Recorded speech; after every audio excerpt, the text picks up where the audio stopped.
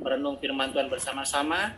Berkati kami semua Tuhan di tempat kami masing-masing dengan hikmat-Mu untuk kami mengerti akan kebenaran firman Tuhan, sehingga kami menjadi pribadi-pribadi yang kuat, bahkan sampai teguh Tuhan Kau dapati kami.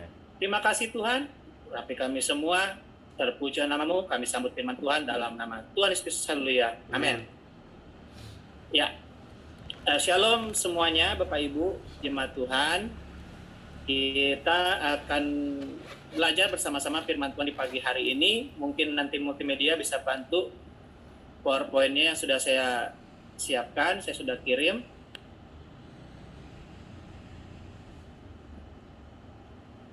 Hari ini berkenaan dengan tema gereja kita tentang kuat, saya akan sampaikan firman Tuhan dengan judul kuat sampai teguh. Ya, mari kita baca dulu firman Tuhan dalam Yosua 1 ayat 7. Jadi di sana dikatakan, hanya kuatkan dan teguhkanlah hatimu dengan sungguh-sungguh, bertindaklah hati-hati sesuai dengan seluruh hukum yang telah diperintahkan kepadamu oleh hambaku Musa. Janganlah menyimpang ke kanan atau ke kiri, supaya engkau beruntung kemanapun engkau pergi. Ya, di situ kita melihat Bapak Ibu, ada kalimat dikatakan kuatkanlah dan teguhkanlah hatimu. Ya, kalimat ini diulang-ulang terus. Dalam ayat 6 kita bisa lihat juga ada kalimat ini, kuatkan dan teguhkanlah hatimu. Di ayat 9 juga seperti itu, kalimat ini diulang kembali. Tetapi yang menarik, ya, yang saya ingin sampaikan adalah kalimat yang mengikuti di belakangnya. Ya, dikatakan sana, kuatkan dan teguhkanlah hatimu dengan sungguh-sungguh. Ya, ada penekanan di sana dengan sungguh-sungguh. Ya. 10. Kita perhatikan sangat beda dengan ayat 6 dan ayat 9. Nah, saya ingin sampaikan ini kepada kita semua, kita akan belajar bersama-sama. Dan untuk kita mengerti firman Tuhan ini, sampai kita bisa menjadi kuat sampai teguh. Tidak hanya kuat, tapi sampai teguh. Oke? Nah, kita akan bahas dulu. Kita coba dengan pengertian kata. Ya, saya sudah mencari dalam Kamus Besar Bahasa Indonesia, pengertian kata kuat di sana salah satunya adalah tidak mudah goyah, ya, tidak mudah goyah atau tidak mudah terpengaruh. Ya, pengertian kata kuat salah satunya. Saya melihat ada beberapa arti kata di sana, tapi saya cuma mengambil satu-satunya aja, yaitu tidak mudah goyah, tidak mudah terpengaruh. Sementara kata teguh menurut Kamus Besar Bahasa Indonesia itu adalah kukuh, kuat, ya, kuat berpegang. Ya, ini kata teguh menurut Kamus Besar Bahasa Indonesia adalah kukuh atau kokoh, kuat, kuat berpegang, tetap tidak berubah. Ya, jadi dari pengertian Kamus Besar Bahasa Indonesia ini, saya melihat bahwa ada perbedaan antara kuat dan teguh. Ya, di sana kita bisa melihat adanya tingkatan. Kalau saya boleh pakai bahasa level, ada level. Ya, jadi kalau di sini kuat, di atasnya itu ada baru namanya teguh. Artinya di sini, ya, kita harus kuat lebih dahulu, baru bisa menjadi teguh. Ya, sekali lagi, kita harus kuat baru bisa menjadi teguh. Ya, tidak mungkin kita teguh dulu baru kuat, nggak mungkin. Ya, tidak mungkin teguh dulu baru kuat. Tapi kita harus kuat dulu baru bisa teguh. Ya, ini saya mau sampaikan di pagi hari ini. Ya, lalu pertanyaannya buat kita semua, ya, yang buat kita renungkan adalah kuat yang bagaimanakah yang bisa sampai teguh? Ya, kuat yang bagaimana yang bisa sampai teguh? Ya. Nah, jawabannya kita perhatikan dalam firman Tuhan. Di sana dikatakan bahwa hanya kuatkanlah dan teguhkanlah hatimu dengan sungguh-sungguh. Ya. Jadi kalau saya boleh penggal kalimat itu, bisa dikatakan gini, kuat dengan sungguh-sungguh. Kuat yang bagaimana yang bisa sampai kepada teguh adalah kuat dengan sungguh-sungguh. Ya, tidak mungkin kita akan jadi teguh apabila kita tidak kuat dengan sungguh-sungguh. Ya. Kalau begitu, kita berpikir kembali, kenapa Tuhan mengulang-ulang kalimat, ya kuatkanlah dan teguhkanlah hatimu dalam 3 ayat 6, 7, dan 9, tetapi di ayat 7 ada perkataan dengan sungguh-sungguh. Ya. Maksud Tuhan itu apa sebenarnya? Kenapa di ayat 6 tidak ada dengan sungguh-sungguh, di ayat 9 tidak ada dengan sungguh-sungguh, tapi di ayat 7 baru Tuhan katakan dengan sungguh-sungguh. Windri. Nah, kita akan belajar juga, kita akan melihat, saya akan coba bahas. Kata sungguh-sungguh menurut Kamus Besar Bahasa Indonesia itu adalah tidak main-main, dengan segenap hati atau dengan tekun. Cocok dia dengar khotbah. Ya. Jadi kata sungguh-sungguh itu artinya tidak main-main, dengan segenap hati atau dengan tekun. Jadi maksud Tuhan dengan perkataannya dalam ayat 7 tadi itu, yang mengatakan kuatkanlah dan teguhkanlah hatimu dengan sungguh-sungguh, adalah Tuhan menginginkan yang pertama, Yosua dan bangsa Israel itu kuat, tidak main-main dengan perintah Tuhan dan janji Tuhan. Ya, jadi maksud Tuhan menyampaikan kalimat kuatkan dan teguhkanlah hatimu dengan sungguh-sungguh. Yang pertama, Tuhan menginginkan Yosua dan bangsa Israel itu kuat, tidak main-main dengan perintah Tuhan dan janji Tuhan. Ya, yang kedua, maksudnya Tuhan adalah Tuhan menginginkan Yosua dan bangsa Israel kuat dengan segenap hati melakukan perintah Tuhan dan kuat dengan segenap hati percaya akan janjinya. Ya. Yang ketiga, maksud Tuhan adalah Tuhan menginginkan Yosua dan bangsa Israel kuat bertekun dalam menjalani perintah Tuhan dan kuat bertekun dalam menanti janji Tuhan. Ya, kalau Bapak Ibu gini, kalau kita belajar firman Tuhan, ya kita melihat sejarah bangsa Israel mulai dari kitab Keluaran sampai dengan raja-raja, kita akan melihat ya bahwa apa yang Tuhan inginkan dalam bangsa Israel itu belumlah terjadi, belumlah tercapai. Ya, Tuhan ingin bangsa Israel, Yosua, ya tidak main-main dengan perintah Tuhan dan janji Tuhan. Sedang proses ya. Ya, Tuhan inginkan bangsa Israel kuat dengan segenap hati melakukan perintah Tuhan, kuat dengan segenap hati percaya janji Tuhan. Tuhan menginginkan Yosua dan bangsa Israel itu bertekun dalam menjalani perintah Tuhan dan kuat bertekun dalam menanti janji Tuhan. Tapi kita melihat dalam sejarah cerita bangsa Israel, bagaimana berulang kali bangsa Israel menyakiti hati Tuhan. Ya, ketika Tuhan bilang percaya pada janji Tuhan, kita lihat bagaimana bangsa Israel ya seolah-olah bermain-main dengan janji Tuhan. Ya, tidak percaya dengan janji Tuhan. Ya, tidak bertekun dalam janji Tuhan. Ya, waktu Tuhan bilang sama bangsa Israel, ayo bertekun dengan perintah saya, ayo ikuti perintah saya, ya dengan segenap hati, kuat dalam perintah saya. Bangsa Israel tidak ikut di situ. Ya. Bangsa Israel selalu menyakiti hati Tuhan.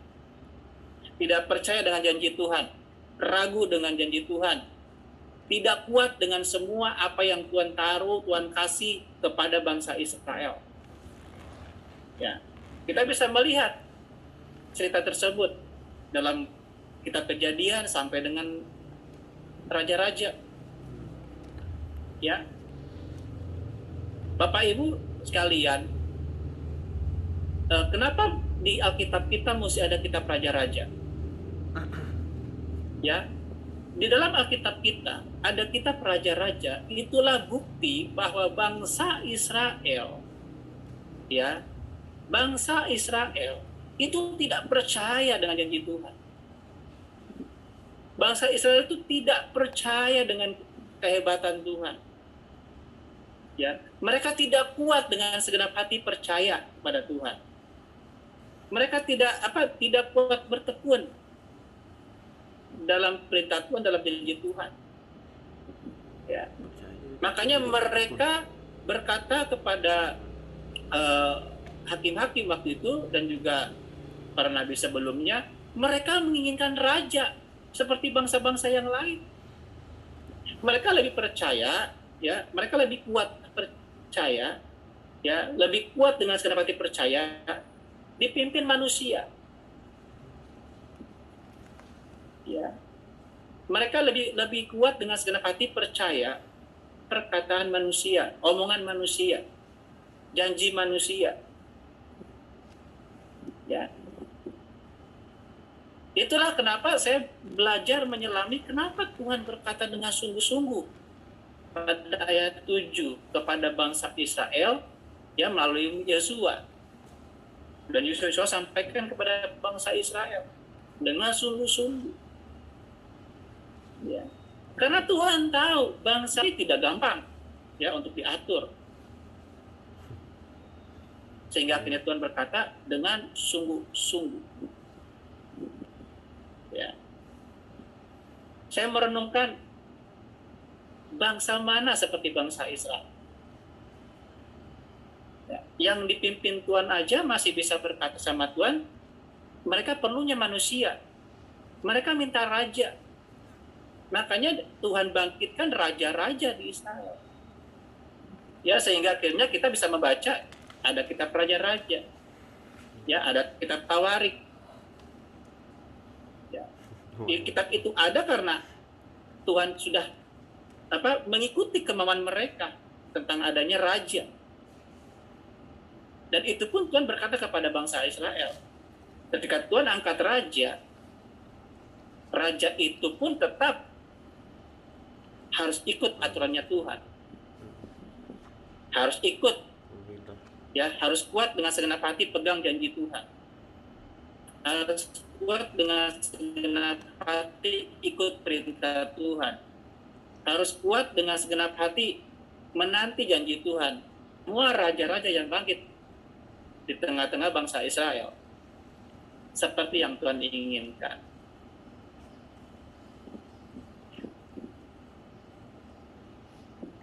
Itulah hal-hal yang sebenarnya ingin Tuhan terjadi dalam bangsa Israel. Ya, sehingga akhirnya Tuhan berkata, kuatkanlah dan teguhkanlah hatimu dengan sungguh-sungguh. Bapak Ibu, selama saya belajar Alkitab, ketika kita menemukan kalimat atau perkataan yang diulang-ulang di dalam satu pasal atau satu ayat, itu artinya hal itu ditekankan sekali, sangat ditekankan. Ya, kuatkanlah dan teguhkanlah hatimu. Sangat ditekankan. Ya, tapi di ayat 7 itu lebih lagi ditekankan dengan sungguh-sungguh. Kuat dengan sungguh-sungguh. Dan saya mau katakan hanya orang yang kuat dengan sungguh-sungguh bisa sampai jadi teguh. Kalau kita tidak kuat dengan sungguh-sungguh, kita tidak akan menjadi teguh. Ya. Tuhan menginginkan bangsa Israel, ya, termasuk Yosua waktu itu, menjadi pribadi-pribadi yang tidak hanya kuat, tetapi kuat dengan bersungguh-sungguh. Ya, sehingga menjadi teguh. Dengan begitu mereka bisa menjadi alat kemuliaan bagi nama Tuhan. Amin. Ya. Begitupun dengan kita di pagi hari ini. Firman Tuhan yang sudah saya sampaikan buat kita semua, mari kita baca dan renungkan. Ya. Apakah kita sudah sungguh-sungguh kuat dalam Tuhan? Apakah kita sudah sungguh-sungguh kuat dalam Tuhan? Dan itu yang bisa menjawabnya hanya pribadi kita. Ya.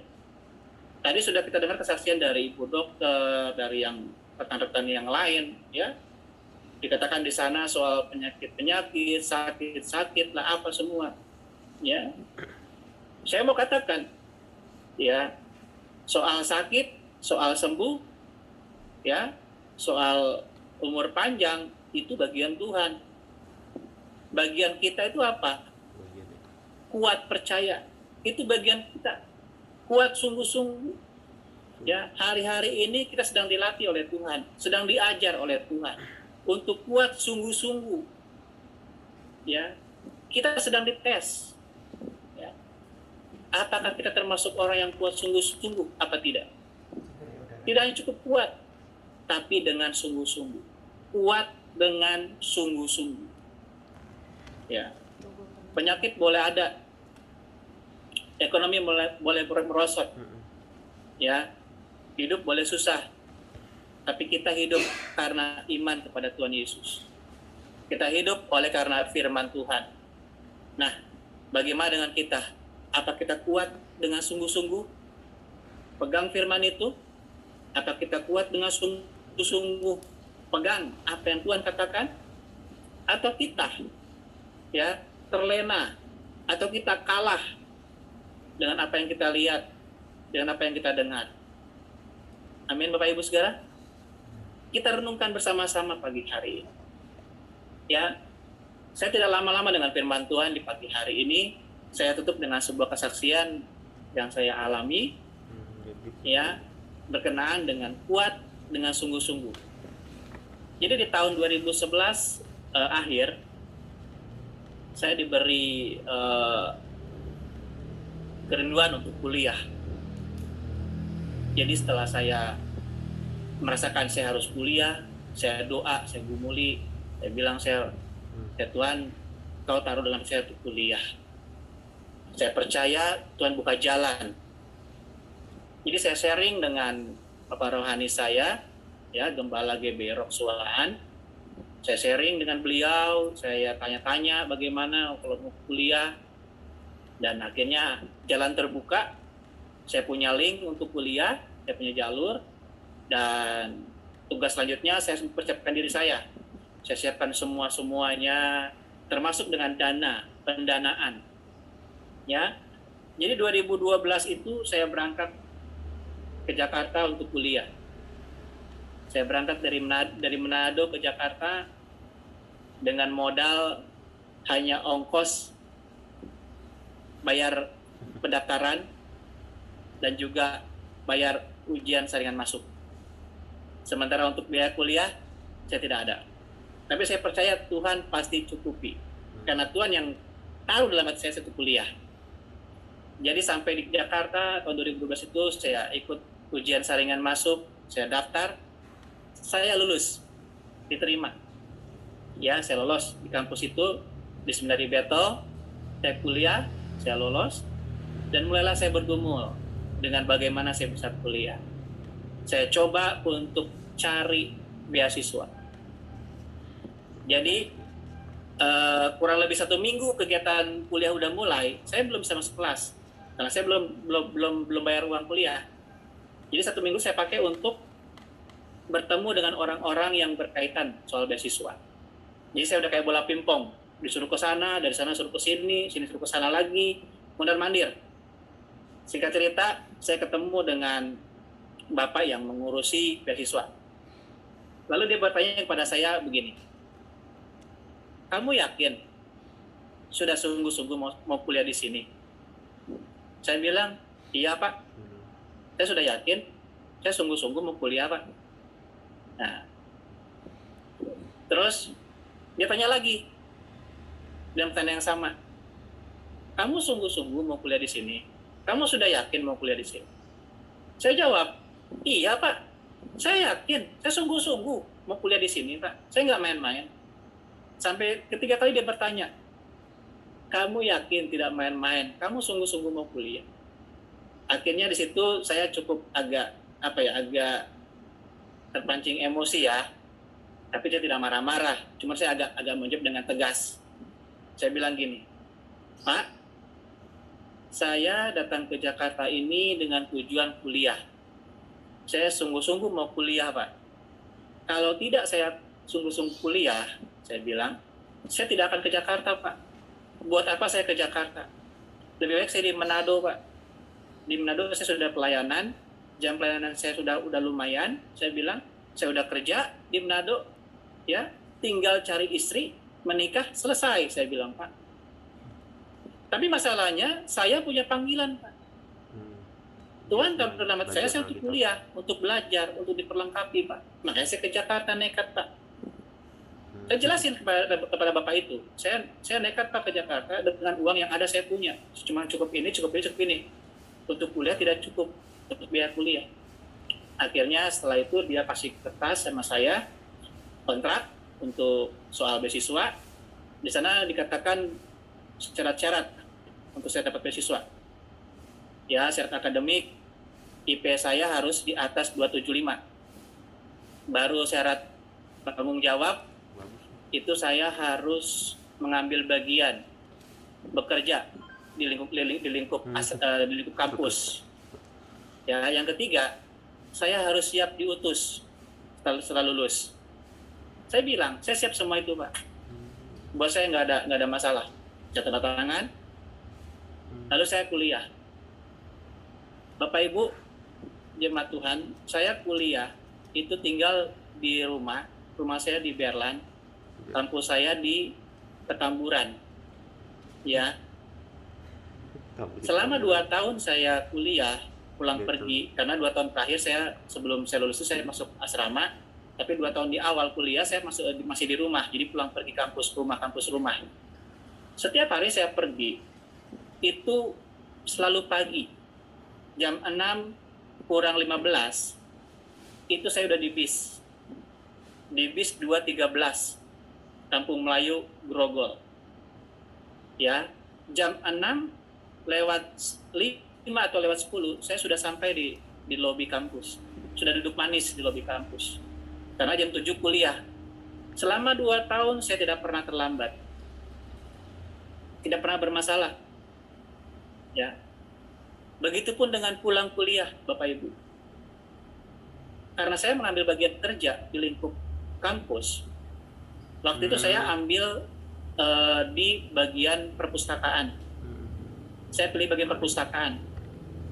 Jadi pesan itu saya membantu di meja sirkulasi, dan nanti malam sebelum tutup perpustakaan kita harus sapu, ngepel, kembalikan buku-buku ke rak-raknya masing-masing. Itu saya kerjakan 2 tahun, Bapak Ibu. Ya. Jadi saya agak menarik kuliah seperti orang kerja, pergi subuh pulang malam. Ya, kata orang rumah, kamu itu sebelumnya kerja atau kuliah sih? Pergi pagi jam 6 kurang, nanti pulang jamnya malam, bisa sampai jam 9, 10. Pernah saya pulang sampai jam 12 di rumah. Ya, dan besok pagi saya udah bangun untuk kuliah lagi. Itu saya kerjakan 2 tahun. Ya, terkadang saya suka sama Tuhan, saya bilang, Tuhan, saya capek sebenarnya. Tapi saya bilang gini, tapi Tuhan, karena Tuhan yang taruh dalam hati saya harus kuliah. Dan Tuhan sudah kasih janji sama saya, Tuhan akan sertai, cukupi, dan semua Tuhan akan handle.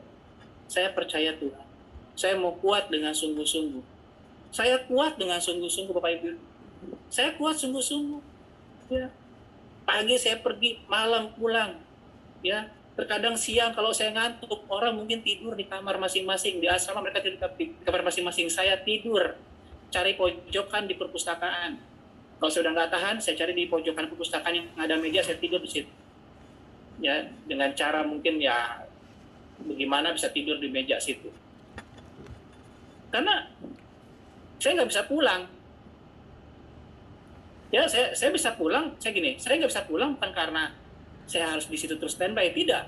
Saya tidak pulang karena apa? Karena saya harus mengirit ongkos. Saya tidak punya uang lebih. Kalau saya pulang dulu ke rumah siang-siang itu, nanti malam saya harus balik lagi, kan buang duit, buang ongkos, bolak-balik. Jadi saya berpikir hemat, saya tidak buang biaya, habis kuliah jam 1, saya langsung bertahan di perpustakaan sampai malam. Jadi saya makannya makan di dapur perpustakaan dengan mereka, dengan karyawan perpustakaan. Saya makan di situ. Ya, nanti malam selesai tugas baru saya pulang ke rumah. Ya, itu saya lakukan dengan sungguh-sungguh Bapak Ibu. Dan itu yang membuat saya akhirnya teguh sampai selesai kuliah. Saya di wisuda. Ya. Buat saya cerita ini merupakan suatu kebanggaan dalam Tuhan. Kenapa? Karena saya melihat teman-teman saya yang satu angkatan pun mereka tidak teguh selesai sampai di wisuda.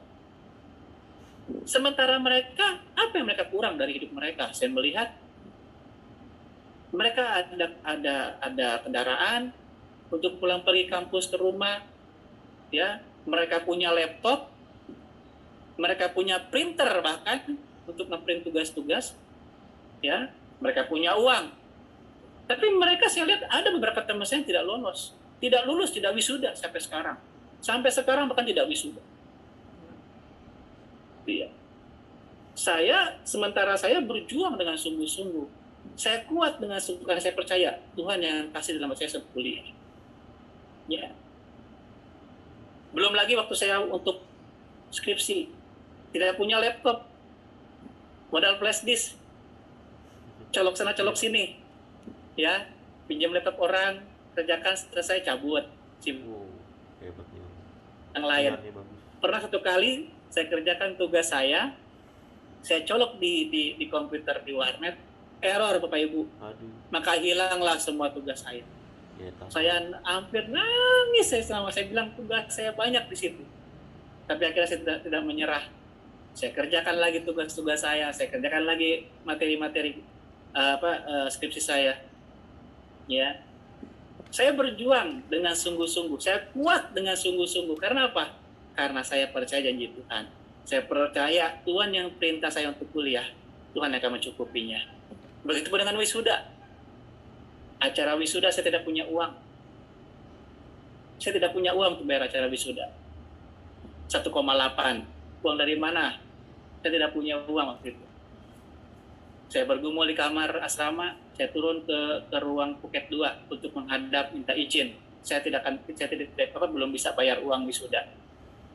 Tapi Tuhanlah penolongku. Amin. Tuhanlah kekuatanku. Sampai di depan pintu Phuket 2, itu jam istirahat waktu itu. Saya ingat, sampai di depan Phuket 2, di pintu Phuket 2, ruangan Phuket 2, tiba-tiba ada satu orang ibu membawa anaknya yang baru masuk, ya, angkatan semester 1. Dia bertanya, Bung, mau bayar uang kuliah? Saya bilang, saya mau bayar uang wisuda, Bu. Dia kaget. Oh, udah mau lulus? Ya, dia kaget karena kebetulan seragam saya dengan seragam anaknya sama, pakai hitam putih kan. Saya kan habis presentase skripsi dan juga mau wisuda, jadi foto-foto wisuda pakai hitam putih, sementara anak-anak baru pakai hitam putih juga. Jadi pikir dia teman anaknya. Saya bilang, saya mau lulus, Bu, mau wisuda. Ini saya mau ngurus pembayaran uang wisuda, saya tidak punya uang, saya mau mengajukan dulu surat keringanan. Akhirnya ibu itu bilang begini sama saya, emang berapa uang wisudanya? Namanya siapa? Nama saya Andres, Bu. Oke Andres, uang wisudanya berapa? Saya bilang, Bu, uang wisudanya 1,8. Akhirnya ibu itu berkata begini, oke, Andres, biar tante yang bayar uang wisuda kamu. Saya di situ pengen nangis. Cuma saya bilang, kalau saya nangis ini ibu pasti lihatnya kaget lihat saya. Saya benar-benar pengen nangis. Saya tahan. Ketika pintu Phuket dibuka, saya masuk dengan ibu itu berbarengan. Ibu itu berkata, langsung ngomong ke bagian Phuket 2 bahwa nanti uang wisuda Andres saya yang bayar. Besok saya transfer. Ya, setelah itu saya lari ke kamar, ke atas, ke kamar asrama. Di tempat tidur saya mulai memuji Tuhan dengan menangis. Saya bilang, Tuhan, saya percaya kalau saya kuat sampai teguh, Tuhan akan menunjukkan tangannya yang kuat. Amin. Itulah kesaksian saya Bapak Ibu. Mudah-mudahan firman Tuhan pagi hari ini jadi berkat buat kita semua. Kita kuat sampai teguh. Sakit boleh ada, terlebih bila merosot. Tetap percaya. Pegang janji Tuhan, pegang perintah Tuhan. Kuat sampai teguh. Amin. Silakan Bapak Gembala. Oke, terima kasih Bung Andres ya, firman Tuhan ya. Sangat memberkati juga kesaksiannya. Saya percaya semua kita yang sama-sama beribadah pagi hari ini dikuatkan, diteguhkan ya. Kita punya Tuhan yang setia, kita punya Tuhan yang sanggup menolong kita dengan jutaan cara ya. Dia Allah spesialis memberikan surprise bagi setiap kita anak-anaknya. Ya, terima kasih sekali lagi Bung Andres, maju terus dalam Tuhan, dalam pelayanan. Ya, kita Amin. percaya jerih payah kita dalam Tuhan tidak pernah sia-sia. Ya, mungkin saya lebih dulu pelayanan full time ya. Sudah tahun keberapa ini ya? Tahun ke-21. Tahun ke-21 full time ya.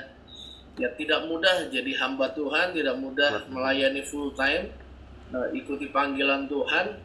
Dibilang gila iya, diketawain orang iya, dibilang orang putus asa sering ya. Awal-awal tuh waduh benar-benar penderitaan ya. Jalan kaki keliling Jakarta, doa keliling ya. Kalau Bapak Ibu Saudara yang pernah dengar kesaksian, saya berhenti kerja di Astra Mobil bukan karena di PHK waktu Krismon, tapi seperti tadi kesaksian Bu Andres ya. Saya ini punya beban, passion melayani full time. Passion sambil bisnis. Tapi saya takut cerita sama orang tua saya, takut dimarahin.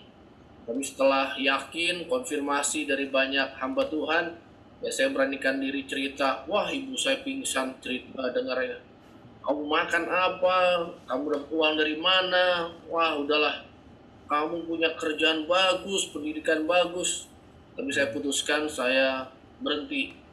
Ya itu yang tadi dimaksud kuat sampai teguh ya, nggak gampang loh saudara, ceritanya enak ya, ngalaminya pahit ya. Saya menghadap gembala saya ya, gereja waktu itu lagi pecah. Jadi saya ada di gereja yang bermasalah, nggak ada uang di situ.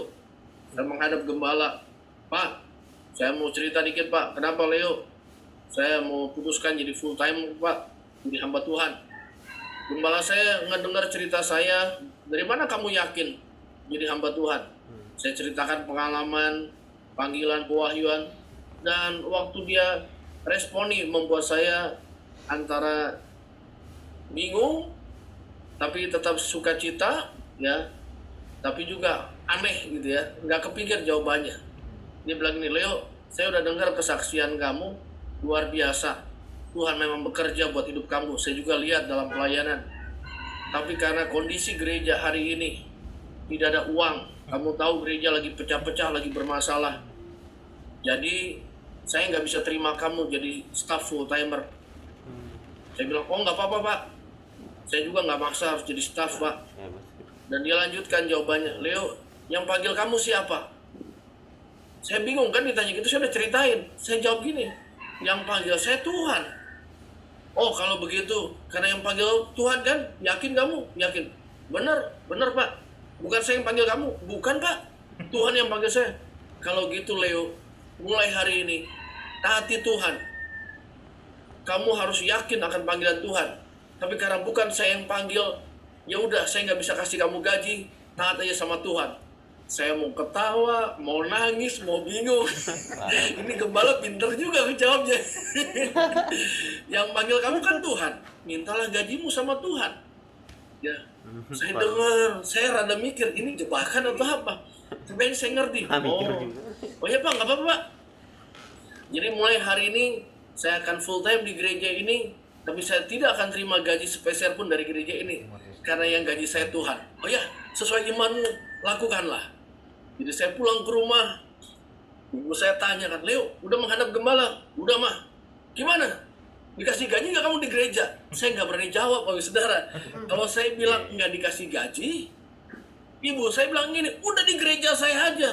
Ada gaji buat full timer, ngapain di gereja kamu? Keterlaluan, udah jadi hamba Tuhan gak disupport lagi. Wah ibu saya bisa marah-marah. Saya bingung kan ngejawabnya. Jadi saya pulang ke rumah ditanya, gimana Leo? Ada tunjangan nggak? Saya jawab, ada mah. Puji Tuhan. Dia nggak nanya tunjangan dari mana ya. Saya kalau jawab bisa dimarah-marahin.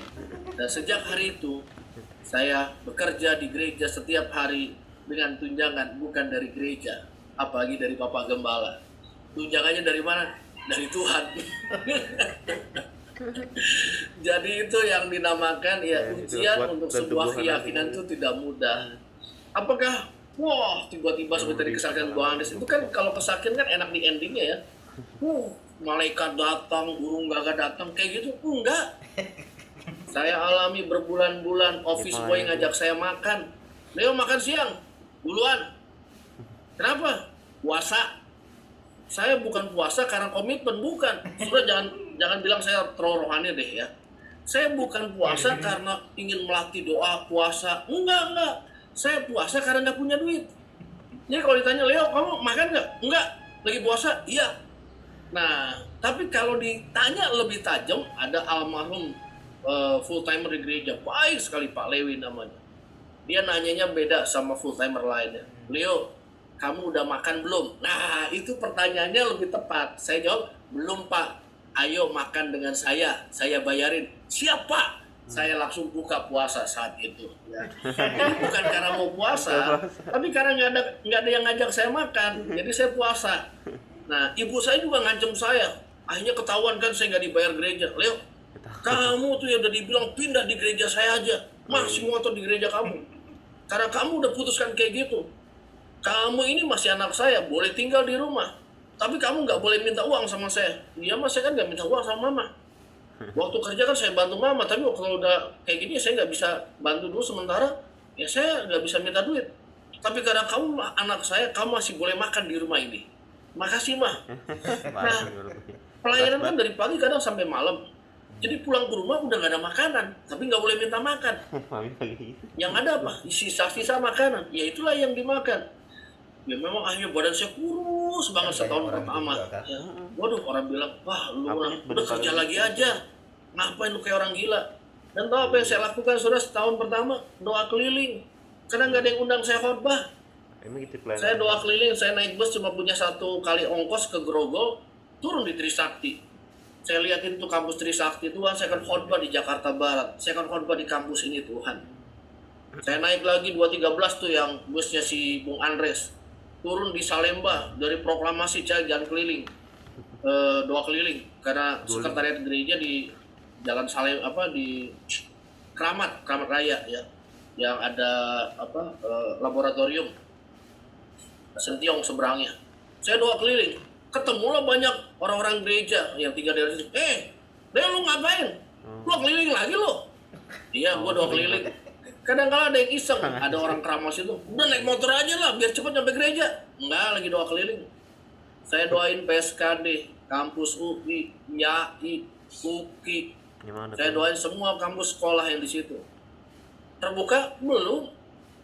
Saya gedor PSKD. Pak, saya mau ketemu guru agamanya, ngobrol-ngobrol, ditolak. Doa keliling terus, doa keliling. Ke Jakarta Utara, depan kantor wali kota Jakarta Utara, saya berdiri. Tuhan, saya akan khotbah di Jakarta Utara, Tuhan. Saya pergi ke Depok, naik kereta, sampai ke Bogor, masuk kampus UI, doa keliling tuh UI, nggak punya duit. Karena saya mantas mahasiswa situ, kalau ada bus kuning, saya naik tuh, sambil doa keliling dalam bus, muter-muter. Duduk di pinggir danau, Balairung, Tuhan, saya akan khotbah di sini, Tuhan. Ada yang undang? Belum. Saya nyampe di gereja tiap hari, puasa, beli peta Indonesia. Peta Jakarta pertama, 13.000 tahun 98. Habis itu saya beli peta Indonesia.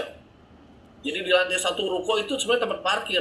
Jadi ada meja untuk naruh helm. Itulah kantor pertama saya. Yang lain di atas full timer, lantai 2, lantai 3. Saya di lantai bawah. Jadi saya ini nggak ada bedanya sama satpam, ya tukang pintu, jaga pintu ruko. Orang naruh helm di meja saya. Tapi di belakang meja saya ada peta Jakarta, peta Indonesia. Jadi tiap hari saya tumpangin tangan, saya akan khotbah di Jakarta Utara, Timur, Pusat, di Selatan, Utara. Saya akan khotbah di Indonesia. Saya sebut dari Aceh, Medan, Palembang, Jambi, Bengkulu, sampai Indonesia Timur. Akhirnya pelan-pelan ada yang terbuka. Kak, khotbah Kak. Saya semangat khotbah di SMP. 5 orang yang datang. Saya khotbah berapi-api. Persembahan kasihnya Rp5.000. Nasi padangnya Rp6.000. Jadi minus 1.000 ya, tapi lumayan untuk nambahin beli nasi Padang. Saya mengeluh. Tahun 98. Enggak, saya tahu panggilan saya terus Enggak. lakukan Oh, ya. iya. Nggak ada pintu-pintu yang supernatural terbuka, belum ya. Hanya diundang sama kampus saya. Wah, si Leo tuh jadi hamba Tuhan, undang khotbah, Yukai. ngajak 2 orang gereja, temenin saya khotbah di kampus, persembahan kasih 15.000, bawa 2 orang makan nasi Padang 25.000, tekor lagi. Saya mikir-mikir, teman saya bilang, bro, lu mah jadi hamba Tuhan itu cari gereja yang banyak pengusaha disupport, lu cari gereja miskin yang ada tekor lu mah. Oh, enggak, saya melayani Tuhan. Tapi itu kan cerita tahun 98. Setelah itu saya naik pesawat Lion, diundang khotbah di Riau. Oh, ini. Pesawat Lion baru ada 2 di Indonesia, 2 unit. Itu adalah Lion pesawat berbeda. ex Thailand. Saking parahnya itu Lion waktu itu belum dihapus tulisan Thailandnya, pakai spidol. Ya, spidol hitam. Jadi masih ada muncul tuh huruf Thailandnya. Dan waktu belok, bunyi sayapnya, saudaraku. Semua langsung panik. Satu pesawat. Cuma 1 orang mungkin yang tidak panik. Saya nggak tahu itu suara apa. Kok bunyi apa-apa? Yang lain, itu apa tuh? Saya tenang aja. Kenapa? Saya bangga banget. Biasanya naik angkot, biasanya jalan kaki, diundang khotbah, naik pesawat. Ya seneng lah. Mati pun saya bangga. Mati di pesawat kan, mati di angkot. Saya pikir kayak gitu kan. Oh, tapi yang undang saya sekarang Ibu DPD RI ya, yang 2 minggu lalu ikut ibadah, Kepala Dinas Kehutanan. Wah, saya dijamu kayak raja. Ya, saya bilang enak juga ya pelayanan kayak gini ya. Wah, naik pesawat walaupun pesawatnya belok-beloknya bunyi-bunyi, tapi naik pesawat lah. Ya, terus berlanjut. Tuhan tuh baik ya. Kalau kita percaya akan panggilan Tuhan, tetap kuat dalam janji Tuhan, Tuhan itu nggak pernah terlambat menolong kita. Itu cerita gelapnya lah ya. Diundang khotbah di desa, ya tahun pertama sampai tahun 99 pertengahan, saya latihan khotbah di desa di daerah Lampung Selatan, Tanggamus, Kota Agung, Gisting, ya, nama-nama Jawa tuh, kampung Jawa ya. 7 orang, 8 orang, 4 orang ibu-ibu, yang saya nggak pernah lupa itu 4 ibu-ibu. Ya, saya datengin tuh naik motor, pinjam motor orang kampung, saya kelilingin tuh 1 kabupaten seharian. Desa saya cari gereja. Pak, saya mau khotbah di sini boleh nggak hari Minggu? Saya nawar-nawarin diri. Ada 1 langganan, satu gereja, Sukoharjo atau apa saya lupa. Kayak gitu. Oh, Leo, kamu nanti Minggu khotbah di sini. Saya akan bawa seluruh jemaat untuk dengar kamu khotbah. Saya semangat banget tuh. Itu pertengahan Minggu tuh, kurang lebih hari Kamis atau Jumat. Saya kan kelilingin dulu. Saya balik ke Gisting, markas di situ, yang punya motor. Hari Minggu saya pinjam motor lagi 2 jam naik motor. Ngebut. Ibadah pagi saya udah subuh udah jalan. Nyampe di desanya, ya nggak ada yang datang. Ya, akhirnya datang 4 ibu-ibu. Udah gelap gitu, ruangan ibadahnya jadi pakai petromak. Biarpun siang-siang karena kan pohon-pohon gitu, nggak ada listrik. Nah untung nggak hujan. Kalau hujan lebih parah. Saya pernah datang lagi hujan. Nah, yang datang 4 ibu-ibu, 2 pakai salon pas. Saya nggak pernah lupa pakai salon pas di sini sama di jidatnya. Kenapa? Udah sakit disuruh gembalanya datang. Yang 2 lagi nggak pakai salon pas. Salah. Tapi waktu saya khotbah tidur dua-duanya. Ya, saya pikir pengurapan Tuhan luar biasa buat mereka tidur atau gimana ya. Dan lebih luar biasanya lagi, gembalanya nggak ada. Saya tunggu-tunggu mana sih gembalanya. Waktu saya nyampe, Pak, mohon maaf ya, Bapak pelayanan di desa lain. Ya ampun. Jadi saya ini substitusi gitu ya, menggantikan tugasnya si Pak Gembala. Ya udahlah, saya khotbah 4 ibu-ibu. Wah, semangat luar biasa, anak muda dari Jakarta khotbah. Ya. Dan waktu minggu berikutnya saya keliling lagi, mampir. Gimana Pak Leo? Kapok khotbah di gereja saya? Oh enggak Pak, saya nggak kapok Pak. Nah yang 2 ibu-ibu itu sakit ya. Selama saya khotbah, itu nyandar di dinding sudah di samping. Kayak gitu kan. Pusing kepalanya ya. Yang 2 lagi, saya tanya ibu rumah di mana? Ya agak jauh Pak dari sini. Berapa jauh Bu? 10 kilo. Pantasan lelah ya. 10 kilo lewati sawah, datang ke gereja. Nah itu yang buat saya minta maaf sama Tuhan. Tuhan, maaf ya Tuhan ya. Ngomel-ngomel Tuhan. Pakai motor 2 jam. Ini ibu-ibu jalan kaki 2 jam. Dengar saya khotbah, pantesan ngantuk, capek mungkin di jalan. Ya, tapi saya nggak nyesel ya. Hanya setelah beberapa kali datang ke Lampung, saya khotbah di Villa Citra, GB Rock-nya Lampung hari ini. Di Jumat kaya-kaya di daerah paling elit di Bandar Lampung. Saya diajak makan di rumah pengusaha-pengusaha di situ. Disiapin lobster lah, makanan. Wah, di dalam rumahnya mobil mewah bertebaran. Saya pikir, wah ini si Kabayan masuk kota nih ya. Orang kampung masuk kota. Ya, itulah cerita-cerita yang memang kita diizinkan Tuhan diproses ya. Tapi setelah itu saya keliling hampir semua kota di Indonesia khotbah. Perusahaan-perusahaan besar, pemerintah swasta di Indonesia. Saya khotbah ya. ketemu jenderal-jenderal, di depan menteri, khotbah, gubernur, wali kota, DPRD, artis. Ya. Jadi nggak ada bedanya rakyat jelata sama menteri ya, sama-sama manusia ya. Dan kita nggak akan sampai di situ kalau nggak diproses Tuhan yang mungkin nggak enak di awalnya. Kadang-kala saya bandingkan sama teman-teman saya, nyesel gue jadi pendeta ya. Teman saya udah vice president, CEO, director. Teman-teman saya kan dari Bandung banyak yang pinter-pinter, udah top posisi semua di perusahaan-perusahaan swasta. Nyesel saya jadi pendeta kayak gini. Kadang-kala ya manusianya muncul lah ya, tapi bukan berarti lebay galau alay, enggak juga. Terbersit pastilah, tapi seperti firman Tuhan hari ini, kuatkan, teguhkan hati kita. Masing-masing punya track masing-masing ya. Ada yang jadi guru, ada yang jadi dokter, ada yang jadi PNS, ada yang jadi swasta ya. Tapi kepada janji Tuhan, panggilan Tuhan, kita harus tetap teguh, kita harus tetap percaya. Seperti Abraham, usia 70 tahunan dia dengar janji Tuhan. Kapan digenapi? 100 tahun. 30 tahun tuh nggak enak, saudaraku. Nunggu janji Tuhan. Berapa sih lama kita nunggu janji Tuhan? Saya pikir belum selamanya Abraham ya. Abraham 30 tahun. Tidak ada tanda-tanda loh. Sampai umur 99 tahun, nggak ada tanda-tanda digenapi.